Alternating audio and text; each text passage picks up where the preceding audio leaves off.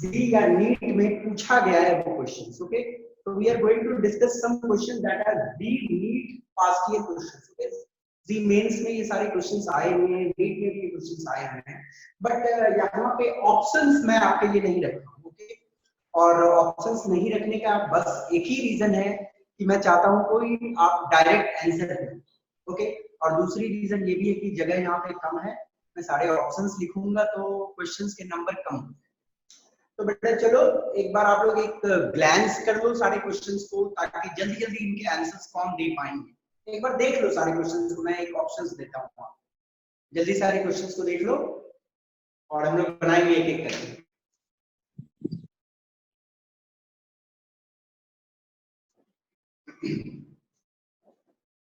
One minute time I am giving you, just questions को देख लो दिमाग में कि किस तरह बनेगी, सॉल्व करने की जरूरत नहीं है।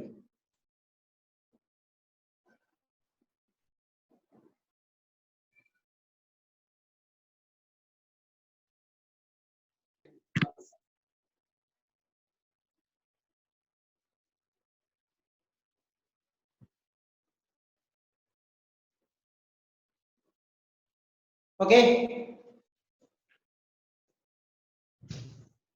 चलिए हम लोग स्टार्ट करते हैं। तो पहला क्वेश्चन जो आपके सामने दिया हुआ है कि बोला गया है कि एनर्जी जो है एक फोटोन का है 25 इलेक्ट्रॉन वोल्ट। एक फोटोन की जो एनर्जी दी हुई है दैट इज 25 इलेक्ट्रॉन वोल्ट, और दूसरा फोटोन का जो एनर्जी दिया हुआ है दैट इज 50 इलेक्ट्रॉन वोल्ट। अब आपको बोला गया है कि रिलेशन बिटवीन लैम्डा 1 और लैम्डा 2 में क्या है। This is all India medical test 2003 में ये क्वेश्चन पूछा गया था। उस टाइम में नीट नहीं होती थी, उस time all India pre medical test होते थे, और ये क्वेश्चन उस समय की है। तो कोई मुझे बता सकता है कि थोड़ा किस तरह हम लोग आगे बढ़ेंगे इस क्वेश्चन में? Anybody? Sir HC by lambda 1 और HC by lambda 2 करके कर लेंगे। यस, तो इक्वेशन क्या आएगी आगे बताइए। सर HC कैंसिल हो जाएगा सर। यस, वेरी गुड बेटा, वेरी गुड। देखिए आप सभी को मालूम है कि E1 is equal to SC by lambda 1 में लिख सकता हूं, और E2 से मैं डिवाइड करता हूं तो divided by SC by lambda 2। Okay, और this can further be written as SC by lambda 1 into lambda 2 by SC। SC तो दोनों के लिए सेम है, SC SC कट जाएगा। E1 by E2 is equal to lambda 2 by lambda 1। E1 by E2 is equal to lambda 2 by lambda 1। E1 की value दी हुई है कितनी? 25, और E2 की वैल्यू दी हुई है 50, और lambda 2 by lambda 1 कटेगा 25 बन जाएगा 2 जब क्या आ जाएगा lambda 1 is equal to lambda 2। तो ऑप्शंस बहुत सारे दिए हुए थे कि lambda 1 is equal to lambda 2 by 2, lambda 1 is equal to 3 lambda 2। This is the correct answer.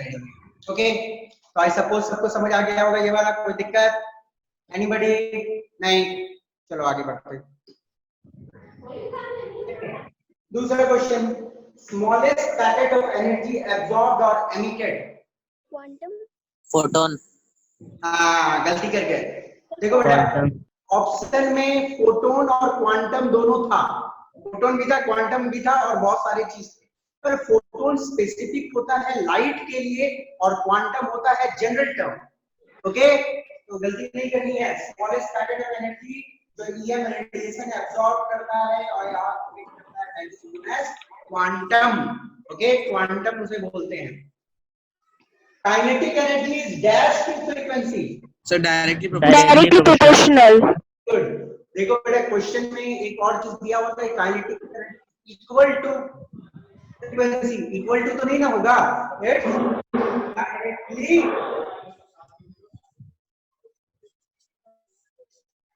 Directly proportional. Good. Minimum frequency below which photoelectric effect not observed. Sir 400। है So threshold frequency. Threshold frequency होता है, it is known as threshold. Threshold frequency. एकदम बेटा prepared रहना है कि देखो ये तो होती क्या है, जो भी क्वेश्चंस आईआईटी में पूछ ली गई है उसके पैटर्न पे तो क्वेश्चन आते नहीं है कि मतलब सेम वैसा ही क्वेश्चन आएगा, पैटर्न वैसे हो सकते हैं, पर स्कूल एग्जामिनेशन में तो खासकर वही रिपीट किए हुए क्वेश्चन पूछते हैं जो आईआईटी मेंस में या नीट में पूछा गया है। ओके, तो ध्यान से इन सब क्वेश्चंस के एक स्क्रीनशॉट हो तो आप लोग उतार लेना ताकि एग्जाम टाइम में आपको रिवाइज करने में दिक्कत ना हो। Bending of waves around an obstacle, Diffraction. Yes very good, diffraction.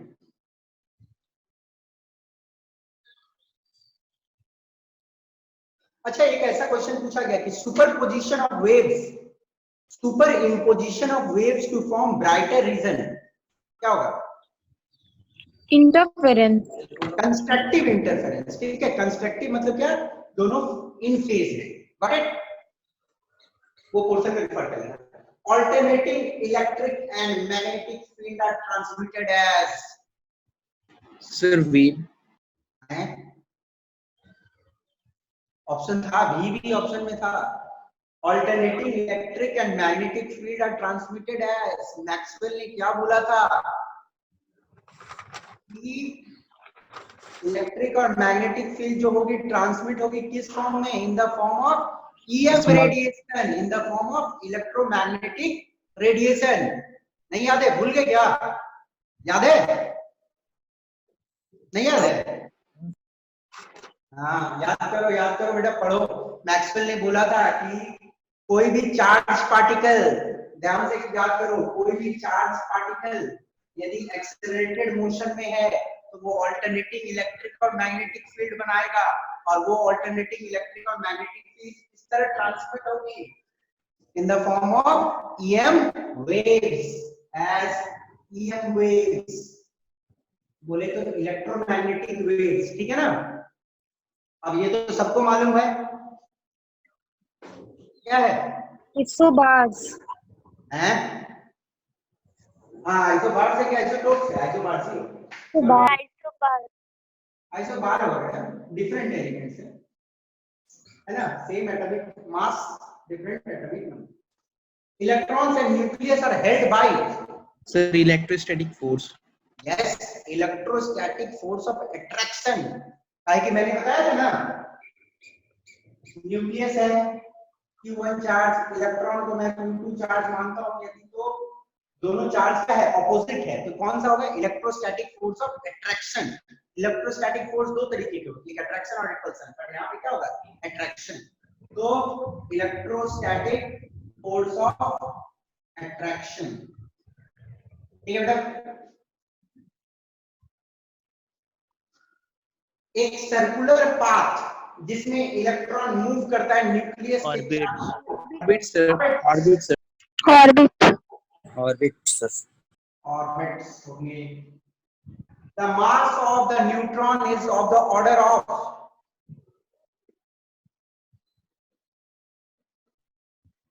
mass of neutron ना, is of the order of dash kg, कितना kg? 10 to the power minus 27 order होगी, है ना, 9.1 into 10 to the power 27 kg। Okay, the smallest and lightest positive ion obtained from hydrogen is Proton. Proton. हाँ बेटा, Here is positive ion. कोई कुछ पूछना चाहता है? Any problem? नहीं ना। Smallest and lightest positive ion obtained from hydrogen is proton. I will tell you कि यदि एक स्क्रीनशॉट ले सकते हो तो ले लो, बाद में एक बार इस क्वेश्चन को जस्ट देख लेना, दिमाग में फिट रहेगा। ओके, चलिए मैं हट जाता हूँ। चलिए आगे बढ़ते हैं, आगे बढ़ते हैं।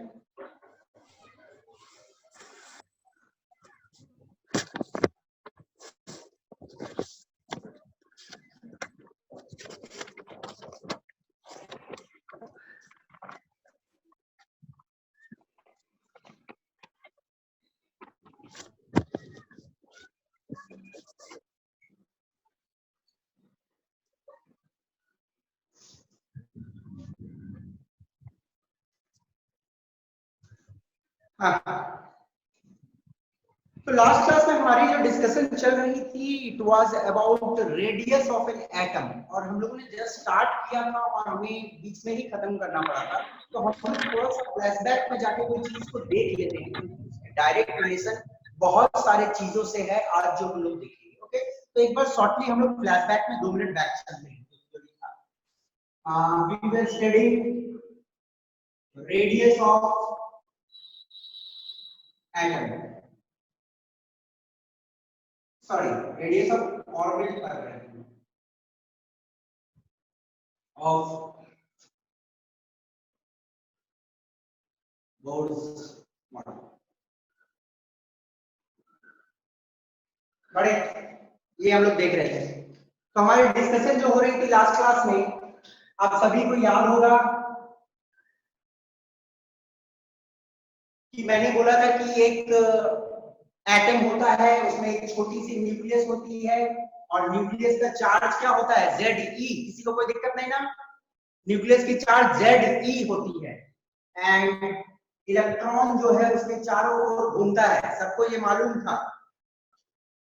इलेक्ट्रॉन और न्यूक्लियस के बीच में एक फोर्स ऑफ अट्रैक्शन होता है, that is known as electrostatic force of attraction. सबको मालूम है।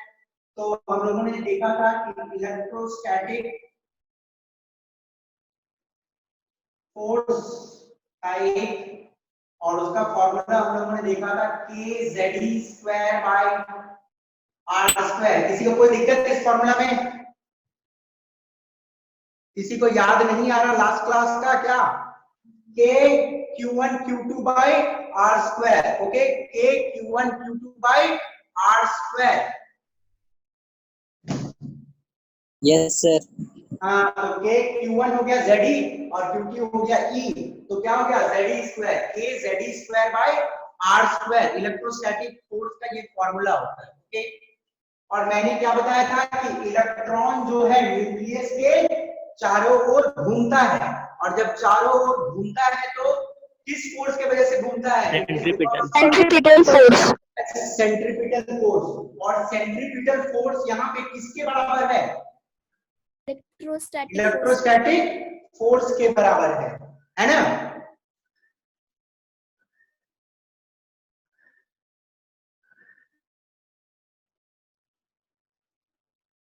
लास्ट क्लास में ये डिस्कशन हुई थी कि एक सर्कुलर मोशन के लिए सेंट्रीपिटल फोर्स चाहिए, और यहाँ पे इलेक्ट्रॉन को जो सेंट्रीपिटल फोर्स मिलती है that is because of electrostatic force of attraction.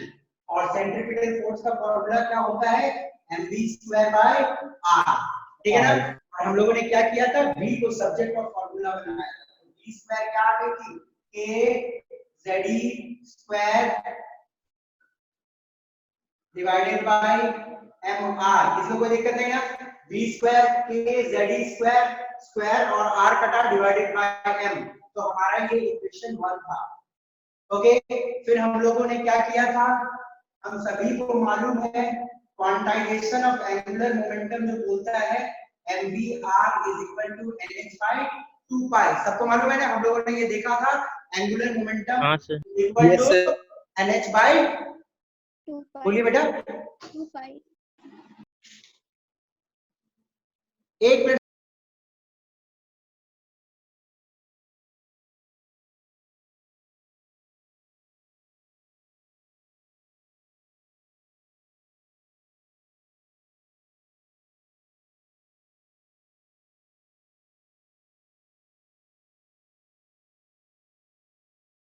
Okay बेटा, there was a small disturbance here. Okay, मैं थोड़ा सा म्यूट किया था। तो मैंने लास्ट क्लास में आप लोगों के साथ डिस्कस किया था कि एंगुलर मोमेंटम ऑफ इलेक्ट्रॉन जो होनी चाहिए वो किसके बराबर होना चाहिए? nh/2π के बराबर होना चाहिए। डिस्कस हुई थी क्वांटाइजेशन ऑफ एंगुलर मोमेंटम में। तो यहाँ पे भी हम लोगों ने क्या किया था? v को सब्जेक्ट ऑफ फॉर्मूला बनाया था। तो क्या हो जाएगा? nh/2π mr, है ना? और फिर मैंने v को यहाँ पे सब्स्टिट्यूट किया था। Substituting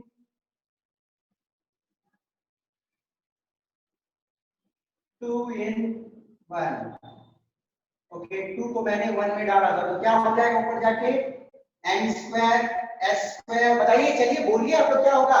m² h² divided by 4π m²। 4π square. हाँ 4 pi square m square R square. ठीक है ना, it is equal to what k z square by m r, यही ना होगा, ये गया r, ये गया r, ये गया m, ये गया स्क्वायर, है ना, और कुछ जाएगा नहीं जाएगा, तो हम लोग r को सब्जेक्ट ऑफ फार्मूला बना देते हैं, ठीक है ना, r को सब्जेक्ट ऑफ फार्मूला बनाएंगे तो क्या होगा, r ऊपर जाएगा m square x square divided bye 4 pi square m k ZE square, यही फॉर्मूला आया था ना लास्ट क्लास में। Yes sir. यस बेटा, ये वाला आपको याद रहना चाहिए क्योंकि कभी कभी डायरेक्ट पूछ लिया जाता है और डायरेक्ट न्यूमेरिकल्स इज बेस्ड जाते हैं। ओके, और मैंने क्या बोला था, एक चीज, सारे क्या चीज है ये जान लो। n क्या है, शेल नंबर, मैंने बोला था ना n क्या होती है, shell number, n is equal to what, shell number. Okay, h क्या है, h क्या होती है, sir Constant. Planck constant sir. Planck constant, constant. Planck constant. Okay, 4 pi तो खुद कांस्टेंट है, m क्या है, मास। मास। मास किसका, हवाई जहाज का, Electron. इलेक्ट्रॉन। ठीक है ना, m mass of electron, k का वैल्यू मैंने बताया था 9 into 10 to the power 9 newton metre square slash coulomb square, ठीक है। z क्या थी, z क्या था, sir atomic number. Yes z था एटॉमिक नंबर, और e क्या है, Charge of electron. यस। अब चलो इसमें से आप लोग मुझे बताओगे कि कौन कौन सा कांस्टेंट होता है। प्लैंक्स कांस्टेंट एक कांस्टेंट है कि नहीं, उसका वैल्यू हाँ, फिक्स सर। होता है, आपको बताना है कि किसका किसका वैल्यू फिक्स होता है। प्लैंक्स कांस्टेंट का वैल्यू फिक्स होता है, यस सर। Yes, sir. होता है, इसका फिक्स। वैल्यू फिक्स है, एटॉमिक नंबर वेरिएबल है, चार्ज ऑफ इलेक्ट्रॉन भी फिक्स्ड है। तो कौन कौन से वेरिएबल है, z वेरिएबल है और m वेरिएबल है, ठीक है ना। अब क्या किया गया, फर्दर क्या किया गया, ध्यान दीजिएगा। देखो जितने सारे कांस्टेंट थे, Planck constant, pi, 4, mass of electron k और चार्ज ऑफ इलेक्ट्रॉन, सारे का वैल्यू को पुट कर दिया गया, ठीक है ना। और सारे के वैल्यू को पुट कर देने के बाद बेटा ये देखा गया कि एक वैल्यू आती है दैट इज इक्वल टू 0.529, ठीक है ना। और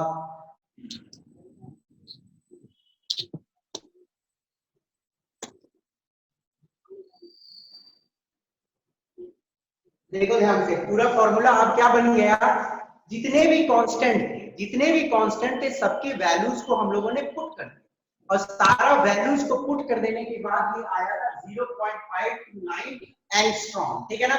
और बच क्या गया था, वेरिएबल कौन कौन सा बचा था, n बचा था और z बचा था, तो वेरिएबल n स्क्वायर और z बची हुई है, यहाँ पे है ना n स्क्वायर और z वेरिएबल बचा हुआ है। तो आपको ये फॉर्मूला कैलकुलेशन के लिए खास कर याद रखना है। Okay, the formula is what, Rn is equal to 0.529। बेटा किसी का माइक ऑन है तो प्लीज बंद करो, रिक्वेस्ट कर रहा हूँ, माइक बंद करो, प्रॉब्लम हो रही है। ओके, तो ये क्या आया था, 0.529 n square by z angstrom. This is radius of nth orbit, radius of nth orbit. और ये सिर्फ वैलिड किसके लिए था, और सिंगल इलेक्ट्रॉन सिस्टम। ओके, अच्छा बेटा किसी के दिमाग में ये कोई कंफ्यूजन तो नहीं आ रहा है कि सर जब एक सेल है, दूसरा सेल है, तीसरा सेल है, तो आप बात कर रहे हो कि सब घर में तो इलेक्ट्रॉन रहेगा ही, पर आप बोल रहे हो कि सर सिर्फ सिंगल इलेक्ट्रॉन का कहानी। तो ऐसा यदि कंफ्यूजन दिमाग में आ रहा तो ध्यान से सुनो बेटा, दिया था थ्योरी बोर्ड ने सिंगल इलेक्ट्रॉन सिस्टम के लिए जिसमें एक ही इलेक्ट्रॉन हो, मानो एक इलेक्ट्रॉन है, तो वही इलेक्ट्रॉन क्या है, एनर्जी गेन करके यहाँ पे भाग गया, एनर्जी गेन करके यहाँ पे भाग गया, तो इसका साइज क्या होगा, इसका साइज क्या होगा, समझ गए।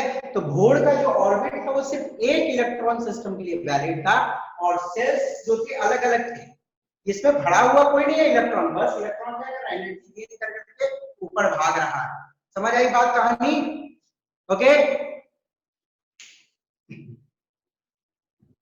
तो आप लोगों को दिमाग में क्या रखना है, ध्यान से देख लो, radius of nth orbit 0.529 n square by z angstrom, ये फॉर्मूला आपको बिल्कुल याद रहना चाहिए, अच्छे से याद रहना दिमाग, ओके। अब हम लोग आगे देखते हैं।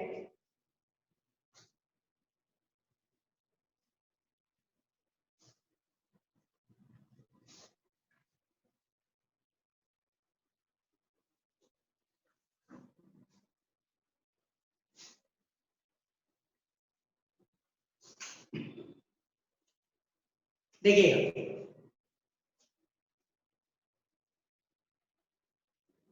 उसी की कंटिन्यूएशन,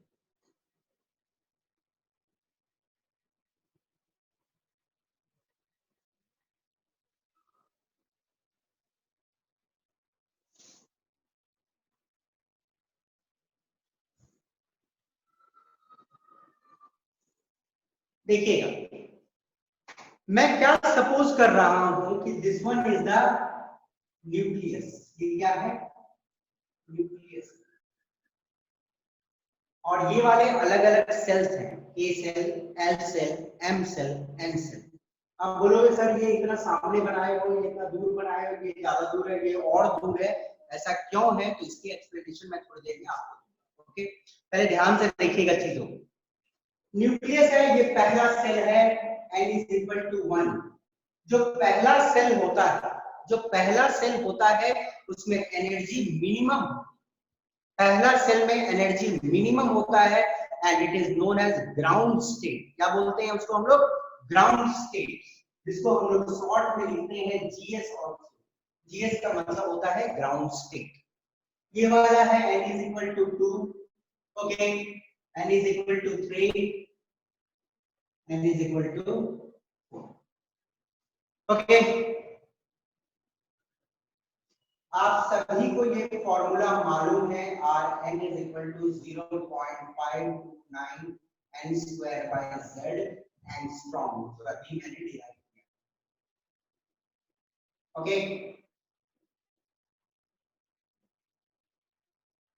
अब मैं क्या करता हूं, हाइड्रोजन एटम के लिए ये फॉर्मूला लगा, और हाइड्रोजन एटम, और हाइड्रोजन एटम के पहले सेल का रेडियस निकालता हूं, तो n हो जाएगी 1, 0.529 इंटू n, 1 हो गई तो 1 स्क्वायर, और एटॉमिक नंबर ऑफ Z क्या होता है, सॉरी हाइड्रोजन क्या होता है, 1 sir, 1, तो बाय 1 एंगस्ट्रॉम, तो बेटा ये आ जाएगी आपको 0.529 एंगस्ट्रॉम, ठीक है।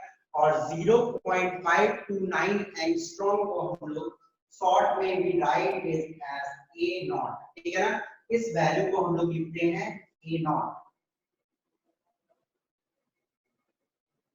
0.529 angstrom is equal to a naught, तो a naught, this one is known as Bohr's radius, से हम लोग बोलते हैं Bohr's radius। तो Bohr's radius का डेफिनेशन पूछ दिया जाता है का, a naught क्या होता है, it is the radius of first orbit of hydrogen atom. तो बेटा ए नॉट का वैल्यू कितना है, 0.529 एंगस्ट्रॉम, ध्यान से सुनिए, ए नॉट का वैल्यू है 0.529 एंगस्ट्रॉम, और इसे हम लोग क्या बोलते हैं, Bohr's radius. It is the radius of first orbit of hydrogen atom. Bohr's radius क्या होता है, radius of first orbit of hydrogen atom. आपको ये चीज मालूम होनी चाहिए। अब सपोज कीजिए मैं क्या करता हूं, पहले ऑर्बिट R1 को निकालता हूं कितना है, तो देखो तो एक चीज यहाँ पे मैं फॉर्मूला को थोड़ा बदल सकता हूँ। 0.529 एंगस्ट्रॉम क्या हो गया, A नॉट हो गया, हुआ ना, 0.529 एंगस्ट्रॉम हो गया A नॉट। तो मैं क्या करता हूँ, Rn का फॉर्मूला बना देता हूँ, 0.529 एंगस्ट्रॉम की जगह लिख देता हूँ A नॉट, ठीक है ना। अब फॉर्मूला क्या बन गया, A not by n square z।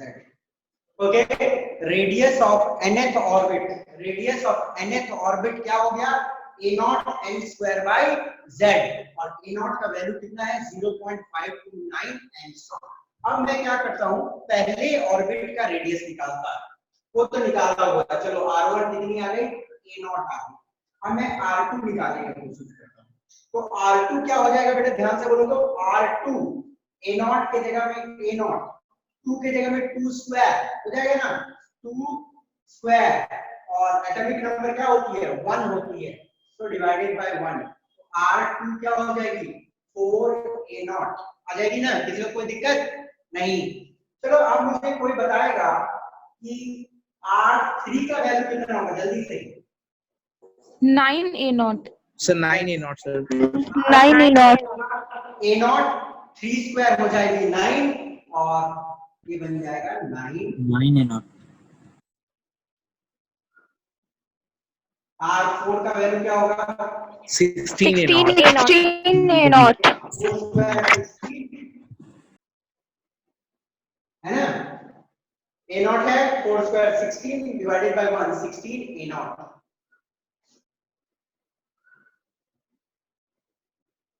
Okay,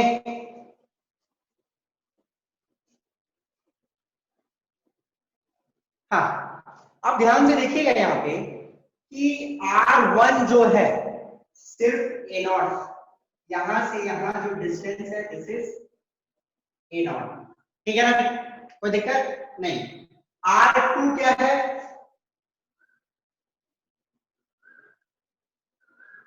4A0, ठीक है। वैसे ही R3 कितनी है,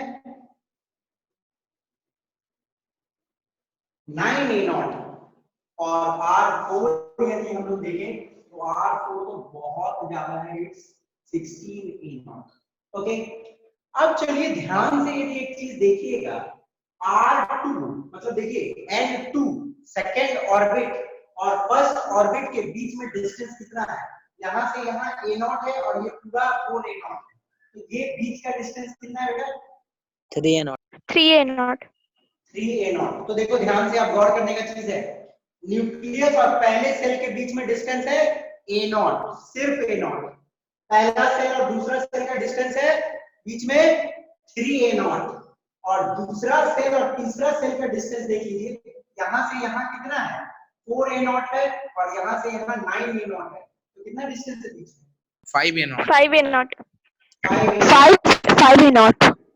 और इसका बीच का डिस्टेंस कितना है, यहां से यहां तक हो गया 9A0 7A0 और टोटल हो गया 16A0, कितना 7A0. कितनी हो जाएगी 7A0, है ना। तो आपको एक चीज देखने को मिल रहा है यहाँ पे, A0 3A0 5A0 7A0।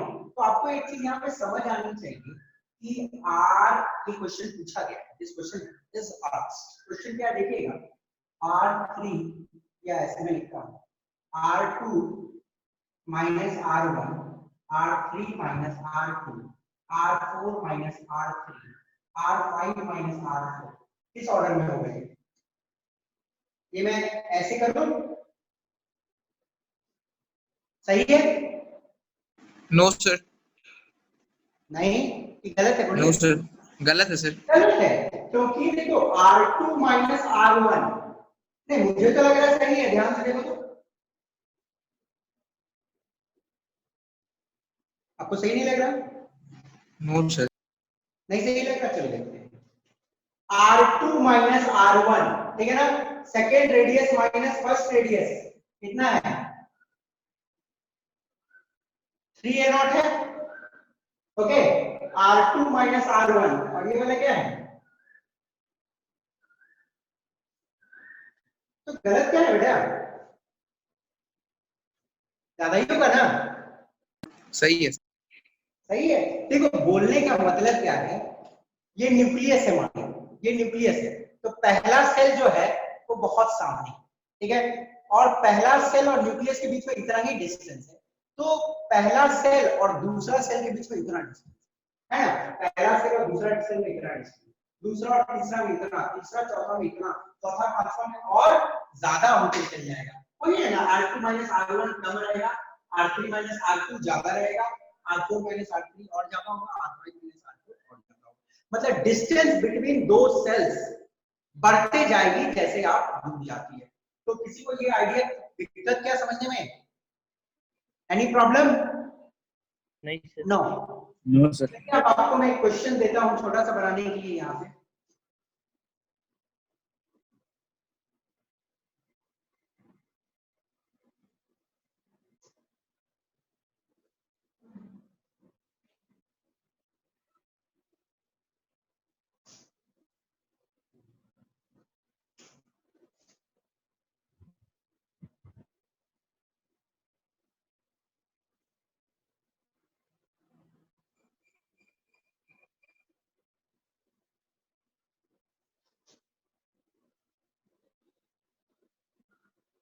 चलिए जल्दी जल्दी बनाइए और मुझे आंसर बताइए तुरंत।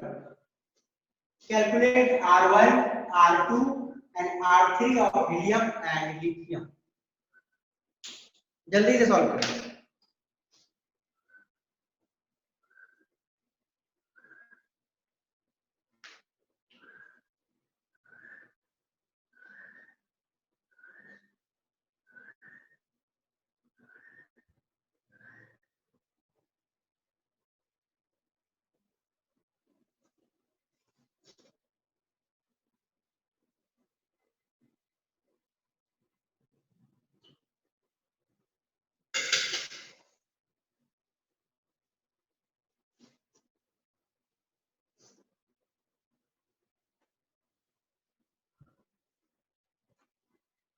चलिए देखते हैं हम लोग।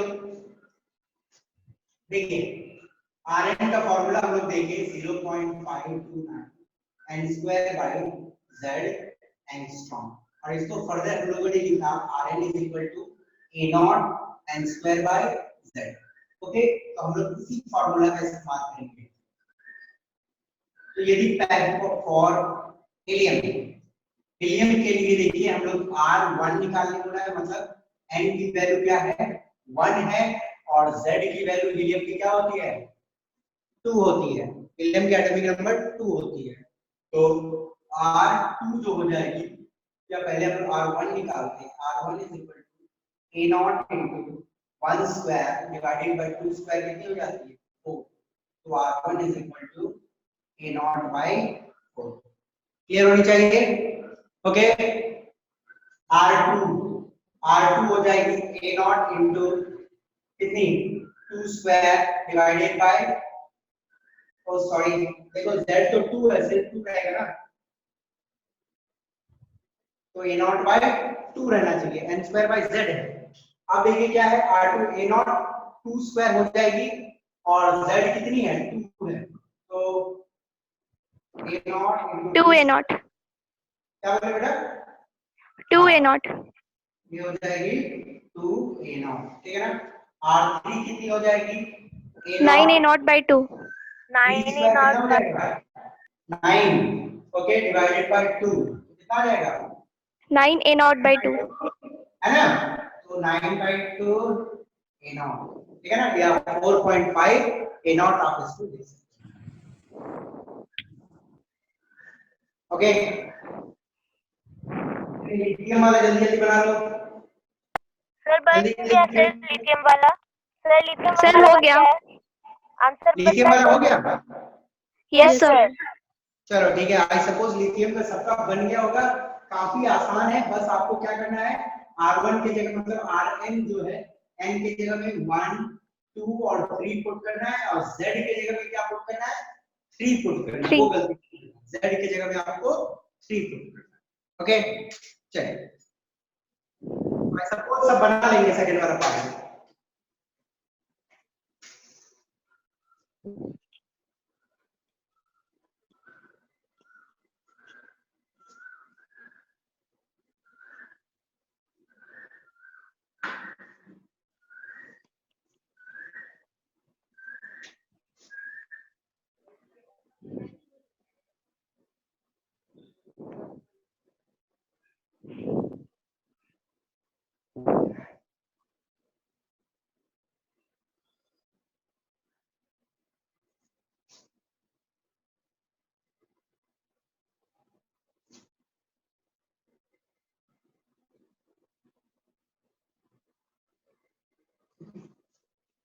देखिएगा,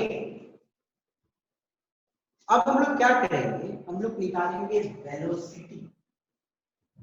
इसका वेलोसिटी, एक इलेक्ट्रॉन का वेलोसिटी जब वो होल के डिफरेंट डिफरेंट ग्रुप में रहेगा। ओके, तो प्रोसीड हम लोग करेंगे as per quantization of angular momentum.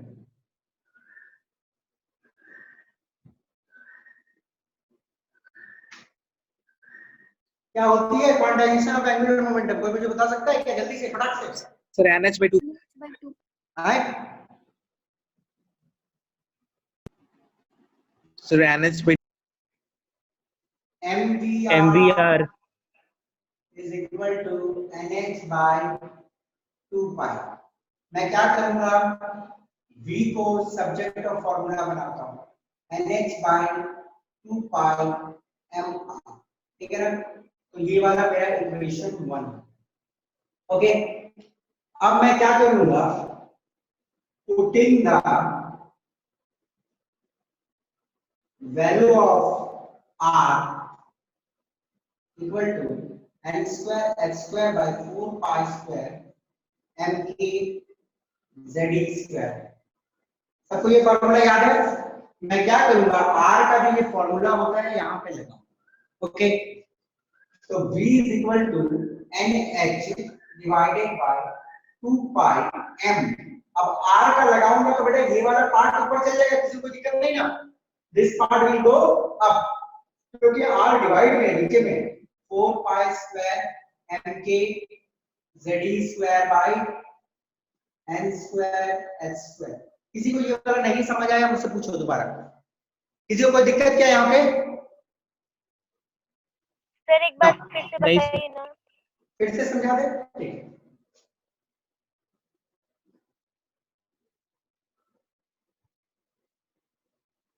इसको मैं ऐसे लिख सकता हूं, कोई दिक्कत नहीं, ऐसे लिखो तो कोई दिक्कत। NH by 2 pi m into 1 by R, कोई दिक्कत बेटा? नो। अब देखो मैं क्या करता हूं, R का क्या है, R है n square h square by 4 pi square mk z square।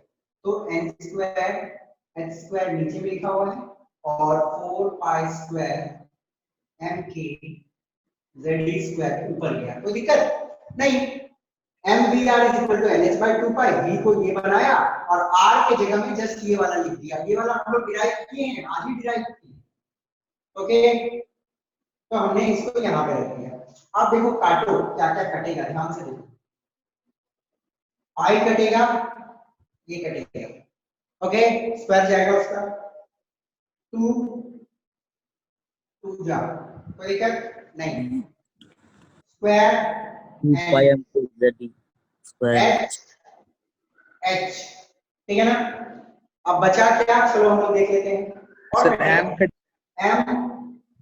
M तो बचती है आपके पास V is equal to 2 pi, ठीक है ना, K Z square by क्या N H, got it? 2 pi K Z square by N H। तो ये वाली हो गई आपकी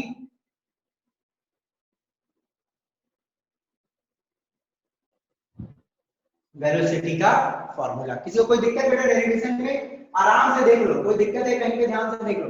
एन स्क्वायर एक्स स्क्वायर में स्क्वायर गया स्क्वायर गया स्क्वायर गया स्क्वायर गया, नीचे में एनएच बचा है, एनएच बचा है, ठीक है ना।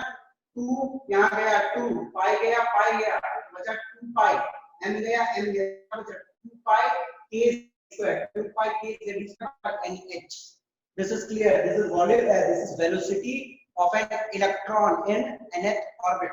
अब देखो ध्यान से, इसमें कांस्टेंट कौन कौन से हैं? 2 पाई एक कांस्टेंट है, k भी एक कांस्टेंट है, e स्क्वायर भी एक कांस्टेंट है और h भी एक कांस्टेंट है। तो बचा क्या? z by n। तो ये सारे कांस्टेंट का वैल्यूज को जब पुट किया गया, ये सारे कांस्टेंट के जब वैल्यूज को पुट किया गया तो आपको मिला v is equal to 2.18 into 10 to the power 6 z by n metre पर सेकंड। ओके, तो आपको ये वाला फॉर्मूला याद रखना है, this is formula of v and n। Okay, n1 n2 n3 put कीजिए, आपको वेलोसिटी उस ऑर्बिट में मिल जाएगा। ये आपको याद रखना है। डेरिवेशन में कोई फंस नहीं रहा है, इजी डेरिवेशन है। क्या डेरिवेशन? कुछ नहीं है। ओके, अब यहाँ पे एक चीज गौर करना है, रेडियस जो है वो प्रोपोर्शनल किससे किससे होता है? ध्यान से देखो तो, रेडियस कौन कौन से वेरिएबल से प्रोपोर्शनल है? Radius is proportional to n square directly and radius is proportional to atomic number inversely. ऐसे क्वेश्चन पूछे गए हैं। ओके, रेडियस किससे किससे प्रोपोर्शनल है? Radius is proportional to cell number का square, radius is proportional to atomic number inversely. तो ये दिमाग में रखना है। वेलोसिटी की कहानी, वेलोसिटी किससे प्रोपोर्शनल है? Velocity is proportional to atomic number directly, velocity is proportional inversely to cell number. Okay, ये आपको याद रखना, वेरी इंपॉर्टेंट। डेरिवेशन को एक बार देख लो। किसी को डेरिवेशन में कोई दिक्कत तो दोबारा बता दूंगा, पूछ लो।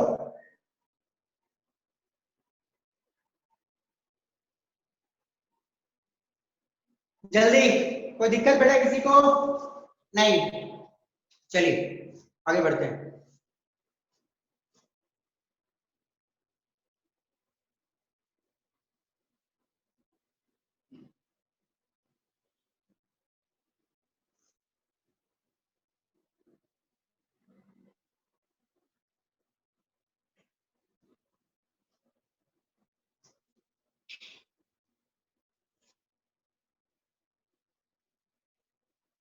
एक क्वेश्चन लिखता हूं आपके सामने में, बनाने की कोशिश कीजिएगा।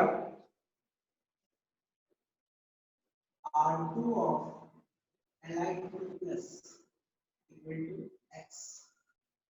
ओके,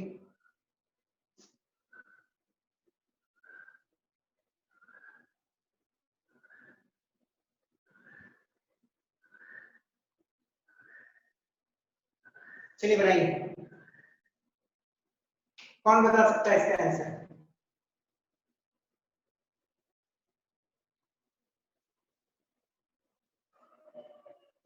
जल्दी।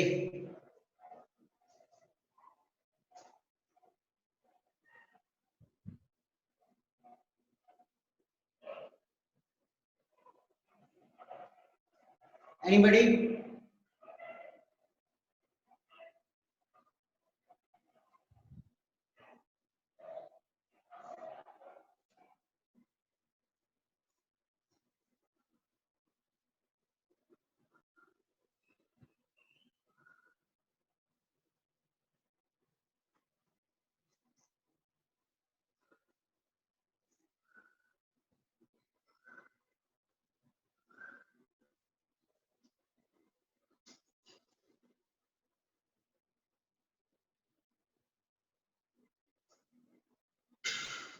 बहुत सिंपल समय बेटा, आराम से सोचो, बनाओ। Sir x/2। हाँ, क्या आंसर बोलो? Sir x/2। x/2 नहीं बेटा, रॉन्ग।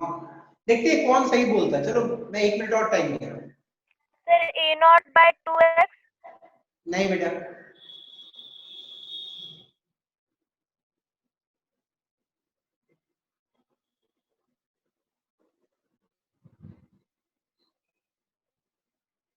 चलिए देखते हैं हम।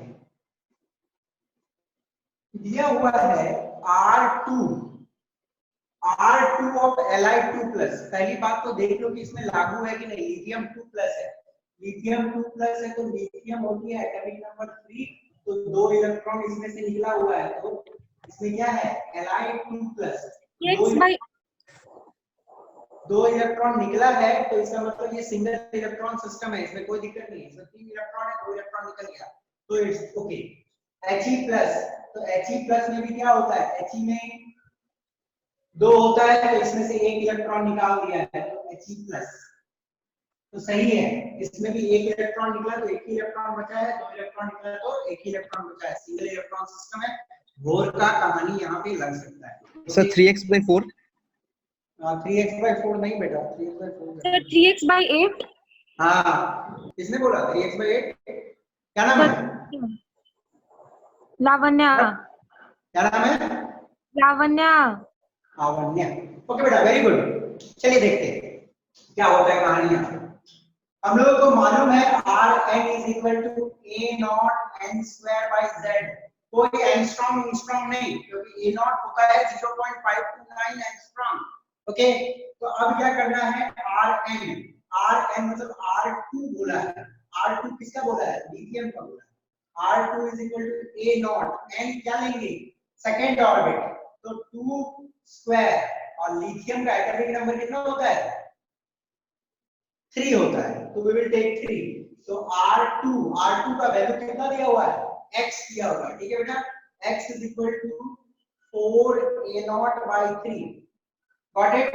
x का वैल्यू आ गया 4a0 बाय 3।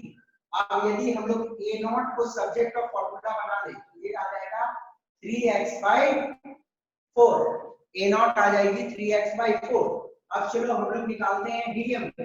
हीलियम का क्या है, R, कौन सा, R1 निकालना।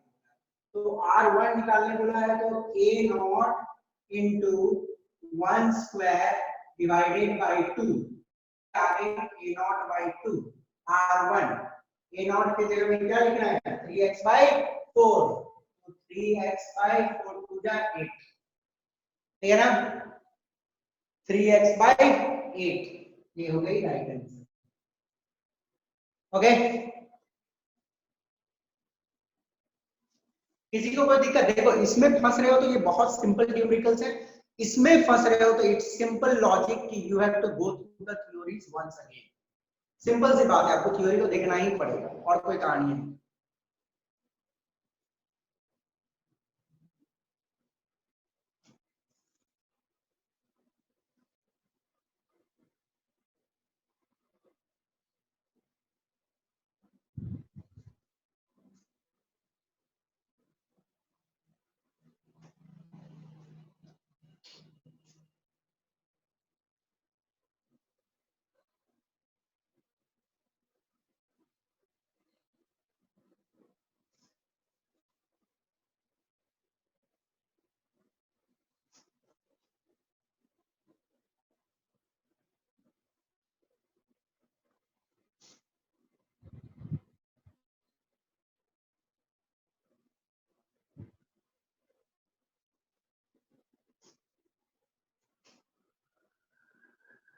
कौन बनाएगा जल्दी।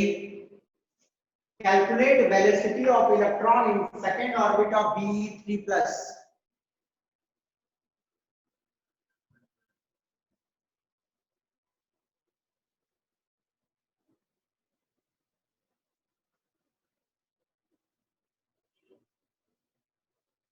बहुत सिंपल क्वेश्चन, देखो इस टाइप के क्वेश्चन बनाने के लिए देखो बेटा सोचना। Sir 6.36 into 10 to the power 6। हाँ, चलो देख लेते हैं हम लोग क्या फॉर्मूला सबसे पहले इज इक्वल टू 2.18 है ना, into 10 to the power 6 metre पर सेकंड, ये फॉर्मूला है, ठीक है ना। और कुछ बहुत सारी चीजें into z by n metre पर सेकंड। ओके, तो आपको क्या है VNH कितना नंबर से निकालना है, सेकंड पर V2 2.18 into 10 to the power 6। Z कितना होगा बेरिलियम का, Z कितना है 4 Z बेरिलियम का 4 होता है। हाँ अब बेटा देखो एक्चुअली मुझे पहली बात ये बताओ कि क्या B3+ लिखा हुआ तो ये सही है? हाँ सर। सही है क्योंकि बेरिलियम कितनी है 4 होती है। ओके बेरिलियम कितनी होती है 4 होती है ना, 4 होता है। देखो hydrogen helium lithium beryllium I suppose सबको मालूम है बेरिलियम 4 है तो उससे मैं 3 इलेक्ट्रॉन निकाल दिया तो कितना हो जाएगा B3+। 3 इलेक्ट्रॉन निकला तो कितना इलेक्ट्रॉन बचा, एक ही इलेक्ट्रॉन बचा तो लागू है, सिंगल इलेक्ट्रॉन सिस्टम है, कोई दिक्कत नहीं। तो 2.18 into 10 to the power 6 into Z हो जाएगी कितना 4 और N कौन सा है 2 है तो 2 कर सकते हो इंटू करने के बाद सिंपल आंसर आ जाएगा।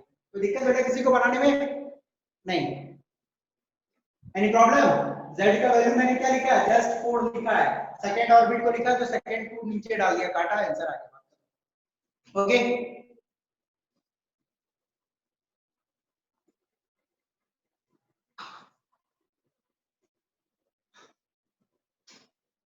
अब देखो होता क्या है बताने का मतलब मैं आपको प्रोपोर्शनैलिटी बता रहा हूं इसका मतलब क्या है। जैसे मैंने आपको बताया ध्यान से देखना एक चीज, जैसे मैंने अभी आप लोगों को बताया B is directly proportional to Z and B is inversely proportional to 1 by n। तो roughly B is proportional to Z by n। देखो क्वेश्चन क्या पूछा जाएगा आपसे, क्वेश्चन पूछा जाता है कि compare the ratio of velocity in this cell of this atom with this cell and this atom। समझ गए बेटा बात को? कंपेयर करने का मतलब क्या है, जब कंपेयर करोगे तो जो वैल्यूज है 2.18 into 10 to the power 6 वो तो कट जाएगा, सिर्फ बच जाएगा यही वाली चीज ना। ओके समझ रहे हो बात को? तो क्वेश्चन जब भी आए आपकी कंपैरिजन की कि compare the velocity of two atoms तो आप क्या करोगे, जैसे क्वेश्चन रहता है मानो V1 एक का दिया हुआ 2.18 into 10 to the power 6 Z1 by N1 metre पर सेकंड, ठीक है ना। और एक दूसरा V2 का दिया मतलब मानो निकला V2 2.18 into 10 to the power 6 Z1 by Z2 ले लेते कोई दूसरा Z2 by N2 मीटर पर सेकंड। अब आपको बोलेगा कि दोनों का रेशियो निकालो, तो जब दोनों का रेशियो निकालोगे तो आपको ये दोनों वैल्यू लेने की जरूरत नहीं है क्योंकि ये वैल्यू पहले ही कट जाता ऊपर नीचे रहता है। तो क्या निकलता कैसे Z1 by N1 into divide करो बेटा ऐसे डिवाइड करता है divided by Z2 by N2 है ना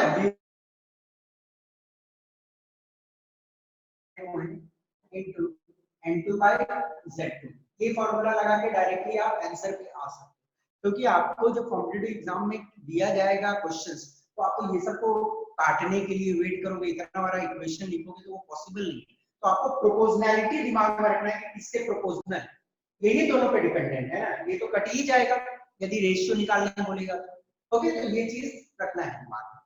तो उसी बेस पे मैं ये डेरिवेशन आपको बता देता हूँ, ठीक है।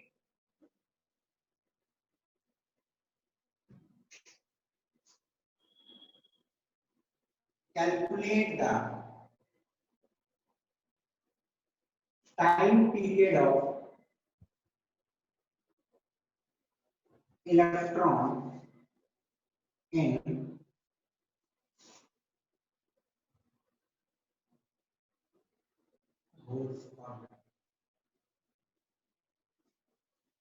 ओके तो आप लोगों में से सबको मालूम होगा कि टाइम पीरियड क्या है।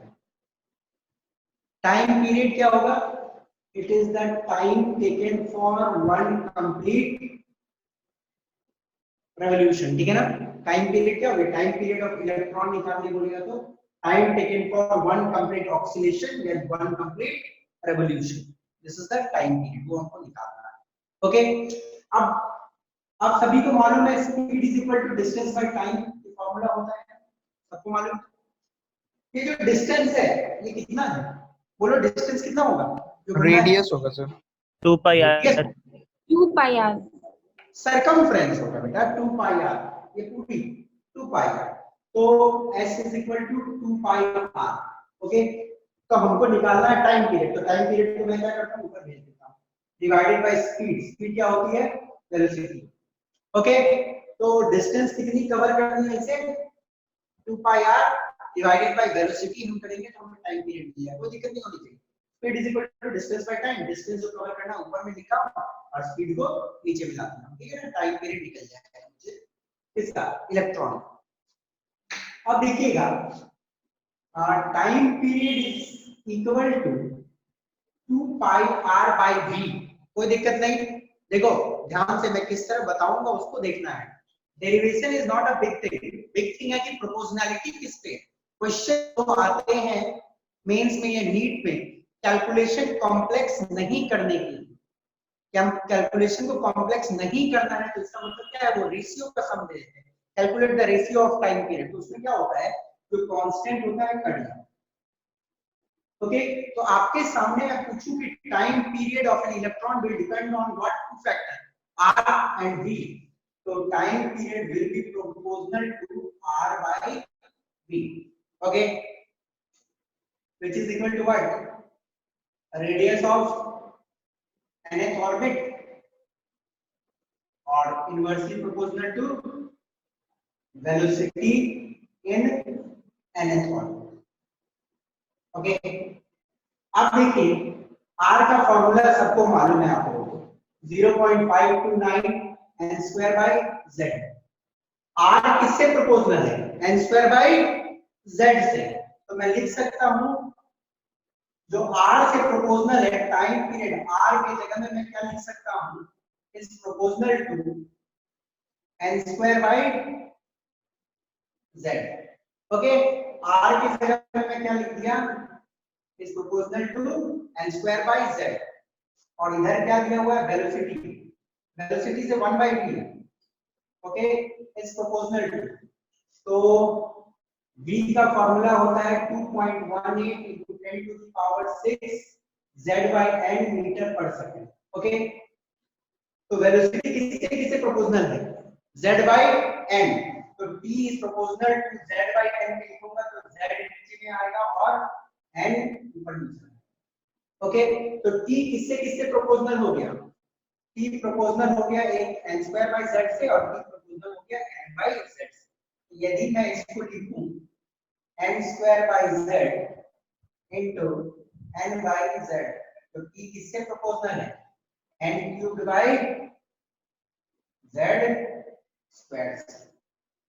Okay, t is proportional to n cubed by z square. अब इस आइडिया को और अच्छे से यदि क्लैरिफाई करना हो तो क्वेश्चन में लिखता हूं आपके सामने, आप बनाओगे। Okay, the question is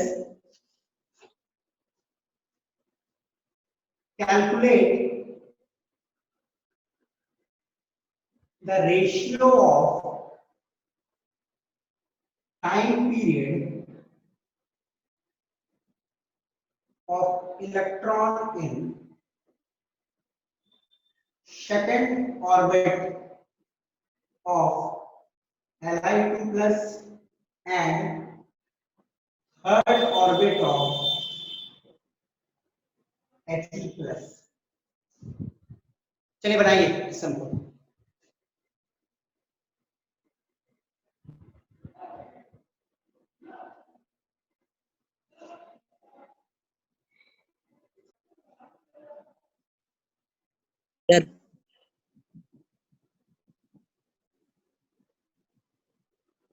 sir हाँ बोलिए।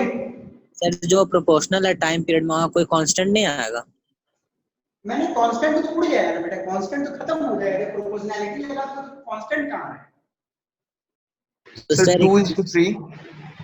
हाँ बोलो बेटा। सर 2:3। 2:3 नहीं बेटा, गलत answer. Calculate the ratio of time period of electron in second period of Li2 plus and third period of He plus। 1:1। कुछ भी।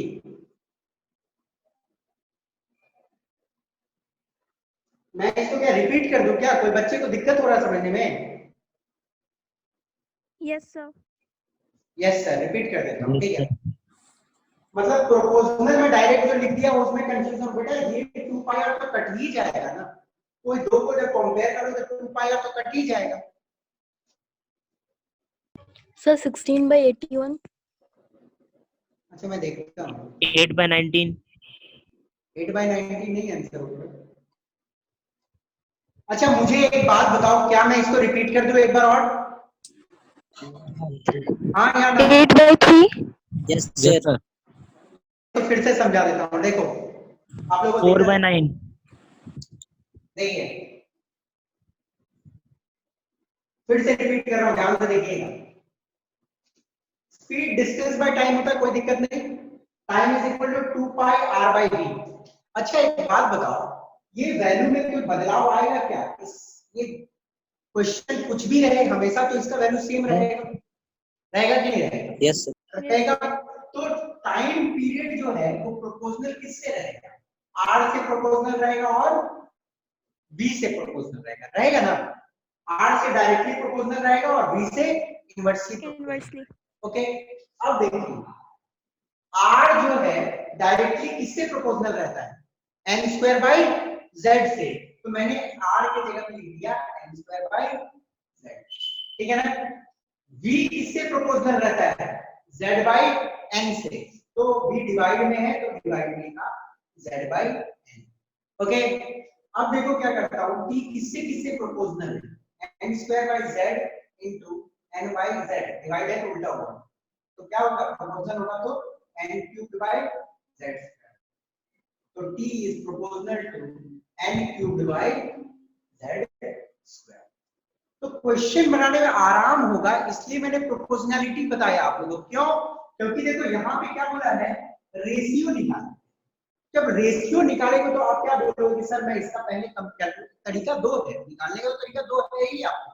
t is equal to 2 pi R by v करके हम निकाले, फिर दूसरा क्या t is equal to 2 pi R by v करके निकाले, फिर डिवाइड करें, तो लंबा प्रोसेस हो जाएगा ना। पर हम यहाँ पे डायरेक्ट निकालूंगा तो 2 पाई आर तो कट ही जाएगा, तो n cube by z square इस पे डिपेंड कर रहा है, सिर्फ वही लगा देंगे तो निकल जाएगा मेरा आंसर।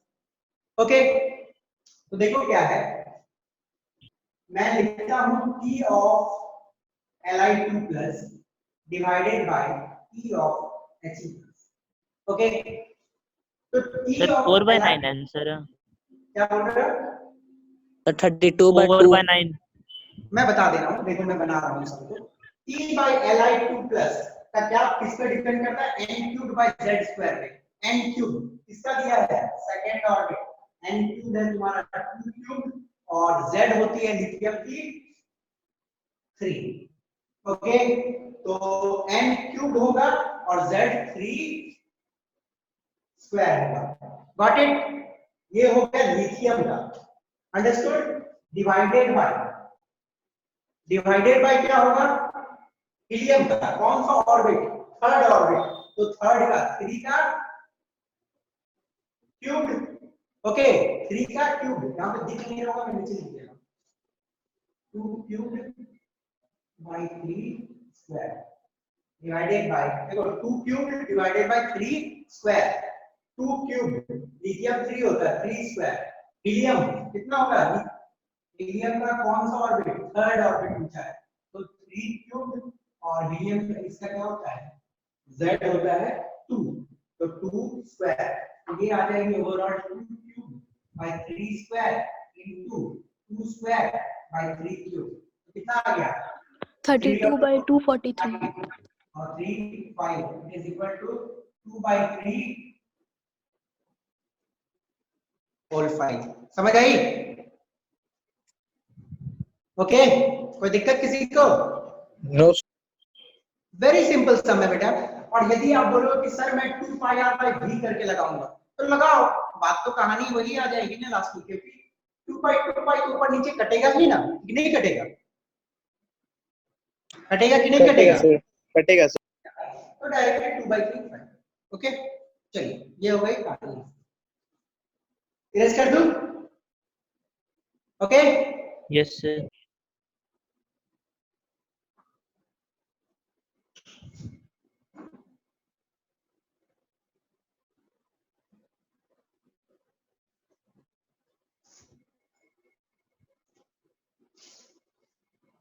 चलिए एक काम करता हूँ, आप लोगों के साथ कुछ क्वेश्चन शेयर करता हूँ, ठीक है ना, कुछ क्वेश्चंस लोग बनाने का कोशिश करते हैं।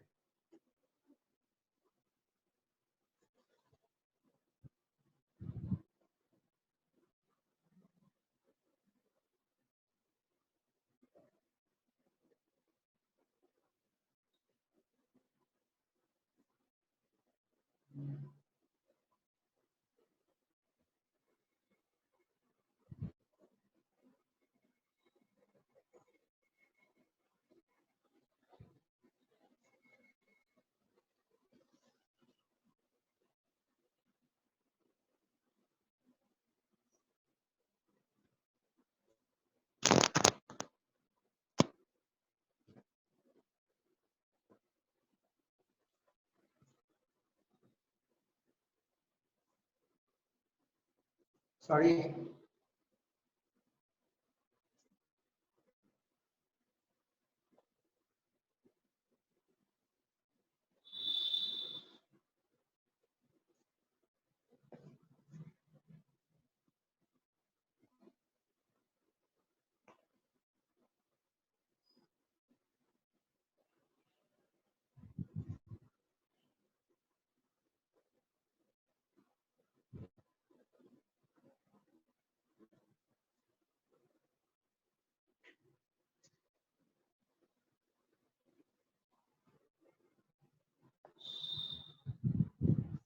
I suppose these questions are discussed with you and there is some technical fault, question share नहीं हो पा रहे हैं, तो वो क्वेश्चंस को हम लोग नेक्स्ट क्लास में डिस्कस करेंगे, पर हम लोग अभी थोड़ा सा आगे बढ़ते हैं, ठीक है।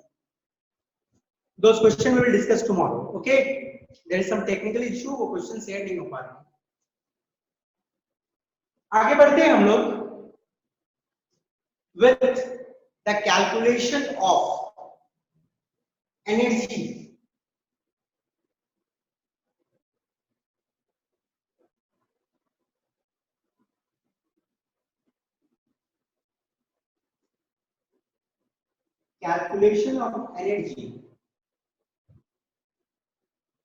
of an electron in Bohr's orbit. हम लोग बोर के ऑर्बिट में इलेक्ट्रॉन की एनर्जी को कॉम्प्यूट करेंगे। क्या करेंगे? इलेक्ट्रॉन की एनर्जी को कैलकुलेट करेंगे।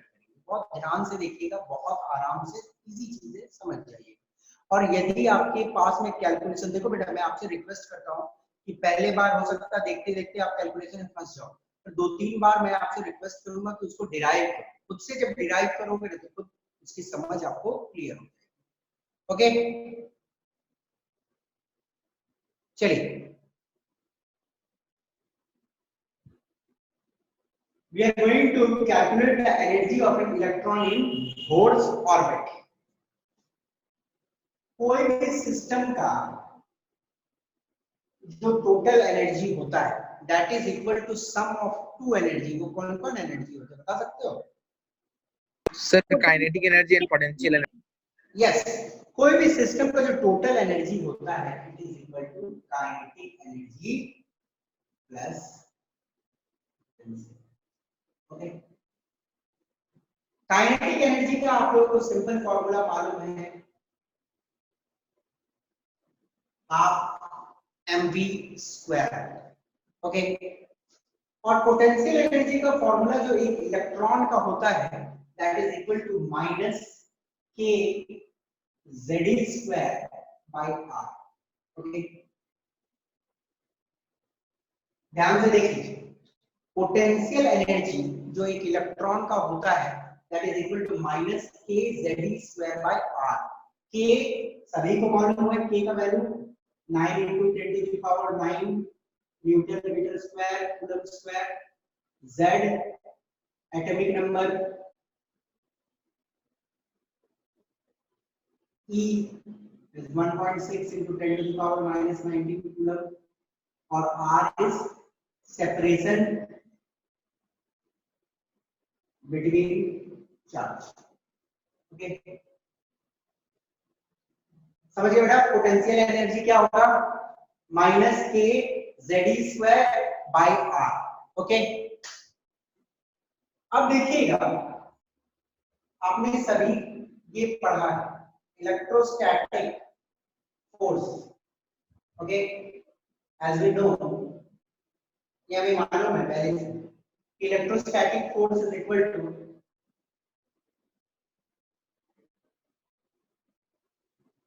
सेंट्रीपिटल फोर्स, ये सभी को मालूम है। इलेक्ट्रोस्टैटिक फोर्स का फॉर्मूला होता है kZe² बाय r², किसी को कोई दिक्कत? No, is equal to mv² by r, centripetal force का फॉर्मूला होता है mv² बाय r, r गया, ये गया, okay, this is equation 1, putting the value of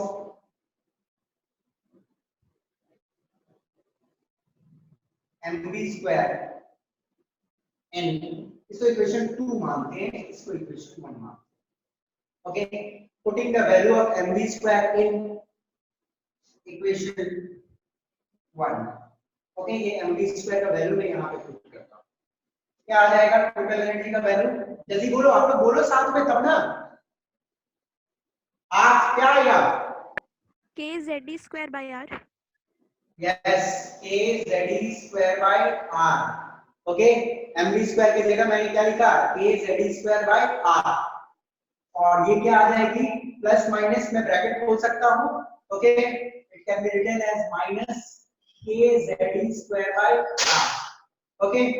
अब देखिए टोटल एनर्जी जो है क्या आएगी, इस वैल्यू को मैं मानता हूँ x, ठीक है ना, इसको मैं x मानता हूँ, half x kZe² by r, kZe² by r minus x, कितना आएगा? हाफ x माइनस x कितना आता है? Minus half x, minus half x आएगा। सिमिलरली टोटल एनर्जी यहाँ पे आ जाएगी minus half kZe² by r, ठीक है ना। तो टोटल एनर्जी एक इलेक्ट्रॉन का जो होता है it's equal to minus half kZe² by r, okay.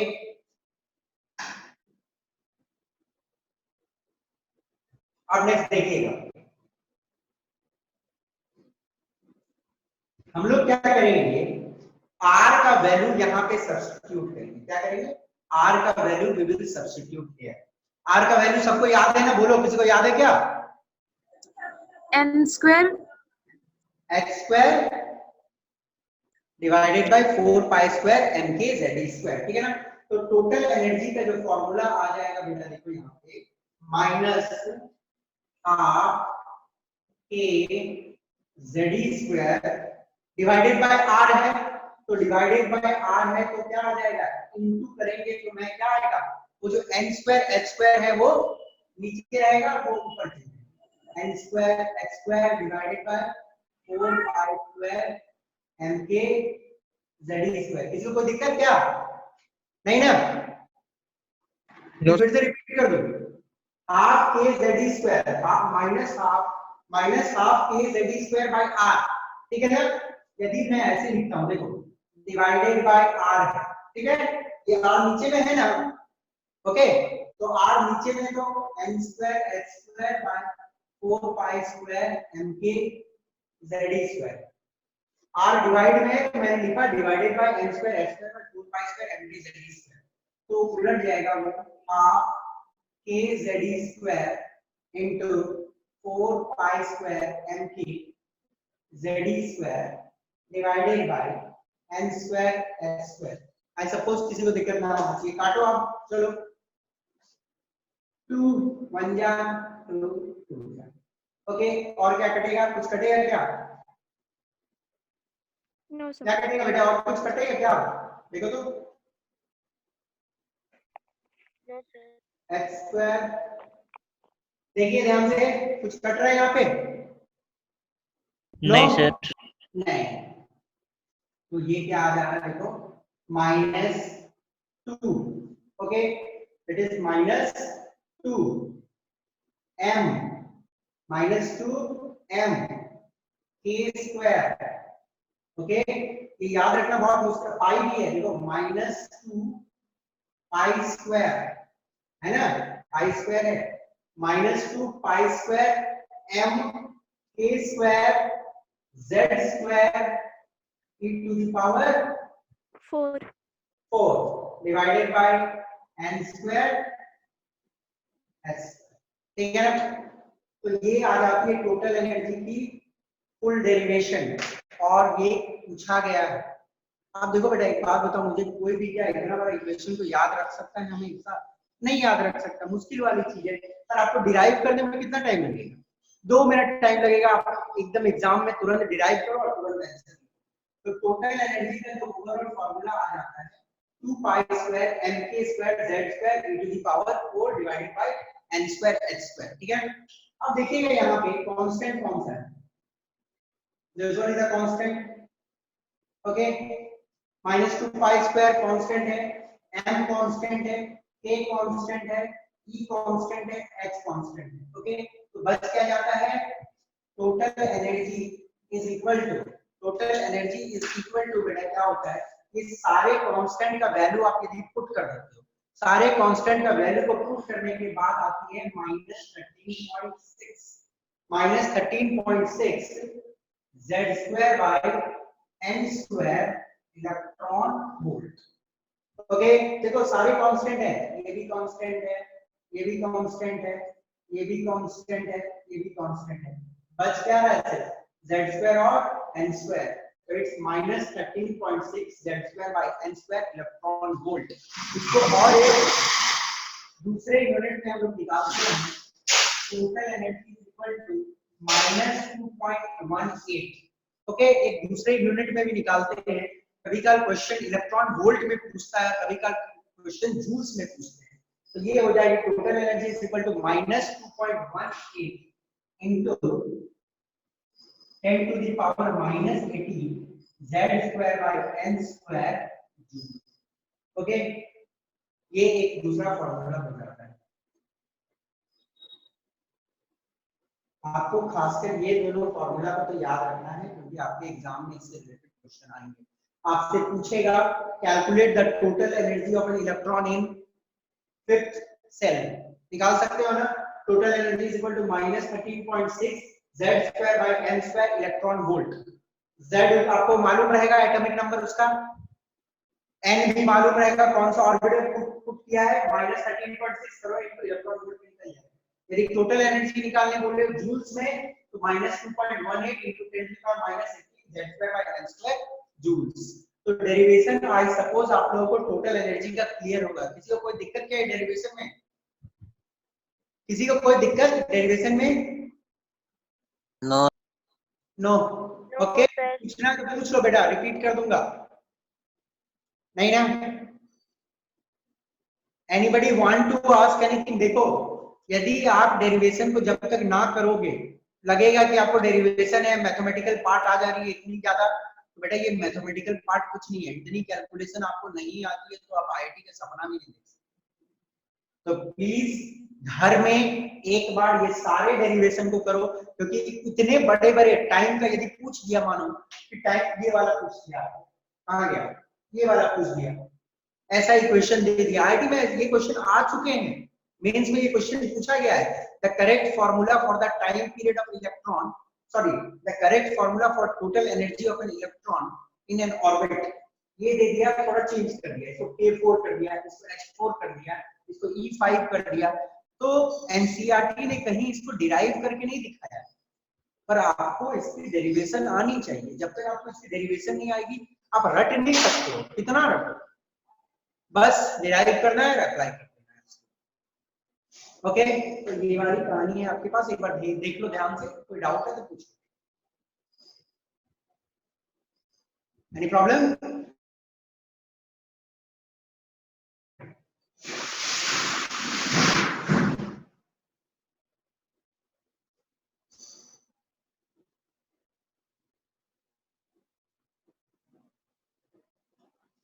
एक क्वेश्चन मैं आपके सामने लिख रहा हूं, और देखो ये ऊपर वाला पोर्शन मैं छोड़ा और एक रीजन से छोड़ा हूं।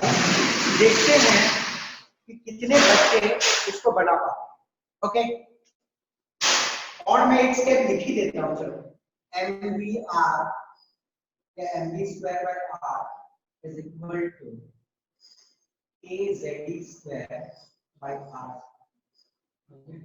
एक स्टेप मैंने लिख दिया, चलो इसका भी जरूरत पड़ेगा। तो कितने बच्चे मुझे राइट आंसर बताएंगे अभी मैं देखता हूं। derive a relation between total energy, kinetic energy and potential energy।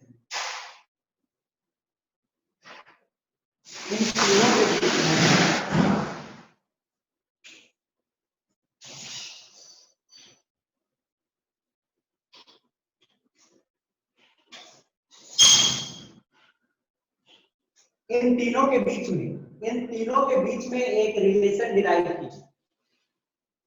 Derive a relation between total energy, kinetic energy and potential energy. इसका जरूरत पड़ेगा। मैं एक बार बता दे रहा हूं फिर से बेटा, देखो सुन लो मेरी बात को ध्यान से। यदि आप कंसंट्रेशन ब्रेक कर रहे हो कि इक्वेशन है मैं नहीं सॉल्व करूंगा, थोड़ा टफ पड़ रहा है, तो मुश्किल हो जाएगा आपके लिए। कंसंट्रेशन बना के रखो और इसे बनाओ, क्योंकि ये पार्ट बहुत इंपॉर्टेंट, इसी से सारे क्वेश्चन पूछे जाते हैं। Okay, total energy, kinetic energy और पोटेंशियल एनर्जी के बीच में एक रिलेशन क्या हो सकता है, यही दो फॉर्मूला का यूज करके बनेगा ये।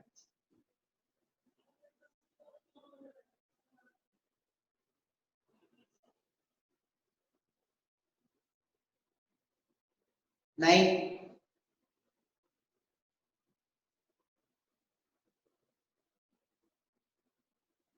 दो मिनट और टाइम दे रहा हूं।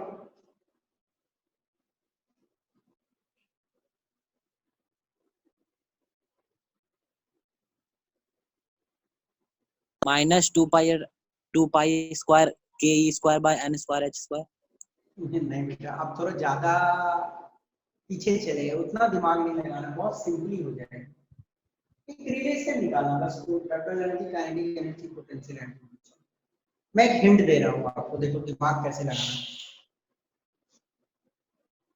सबसे पहले total energy divided by potential energy का एक रिलेशन निकालना, ठीक है ना।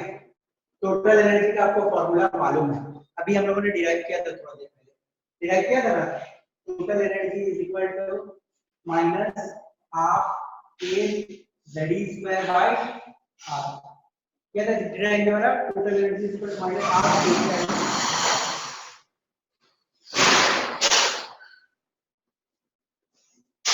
ये किया था ना थोड़ा देर पहले। Total energy is equal to minus half K Z E square by R. बस आपको करना क्या है, टोटल एनर्जी को आप ऊपर में लिखो, ओके। पोटेंशियल एनर्जी क्या होती है? Minus K Z square by are.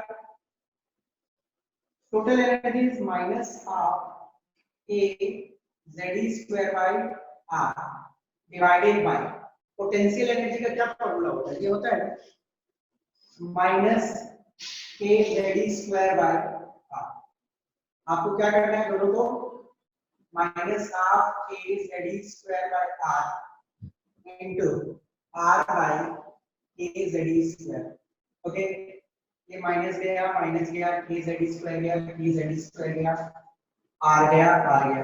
तो टोटल एनर्जी और पोटेंशियल एनर्जी के बीच में क्या रिलेशन आया? Half, which is equal to total energy is equal to potential energy by 2। मैंने क्या किया, पोटेंशियल एनर्जी को उधर भेज दिया, तो total energy is equal to potential energy by 2। ये टोटल एनर्जी और पोटेंशियल एनर्जी के बीच में रिलेशन आ रहा है। सिमिलरली टोटल एनर्जी और काइनेटिक एनर्जी के बीच में डिवाइड करके बना लो, ओके। क्या आएगा? तो चलो मैं ये छोटा सा पार्ट आपको होमवर्क देता हूँ, ठीक है। आप लोग कल, मैं क्लास जैसे ही स्टार्ट करूंगा, मैं हो सके तो मैं इसको फिर से रिवाइज करवा दूंगा, क्योंकि ये वाली बहुत इंपॉर्टेंट पार्ट है। ये 5 मिनट के टॉपिक पे न्यूमेरिकल्स आते हैं, रिलेशन की आपको क्वेश्चन दे देगा एग्जाम में डायरेक्ट की पोटेंशियल एनर्जी निकालनी, तो सबसे पहले आपको टोटल एनर्जी निकालना पड़ता है, ओके, और उसका दुगना होगा पोटेंशियल एनर्जी।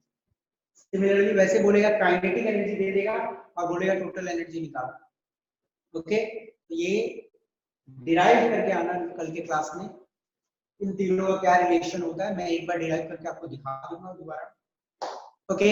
और आज मैंने जितना डेरिवेशन करवाया ध्यान से सुन लो, आज मैंने जितना डेरिवेशन करवाया है प्लीज प्लीज प्लीज उसको 2 बार प्रैक्टिस कर लो और उन क्वेश्चंस को देख लो, उसको प्रैक्टिस कर लो एक बार और सारे फॉर्मूला को दिमाग में बैठा 2-3 बार प्रैक्टिस कर लोगे ना तो दिमाग में बैठ जाएगा पूरी तरह से। And do that and come tomorrow.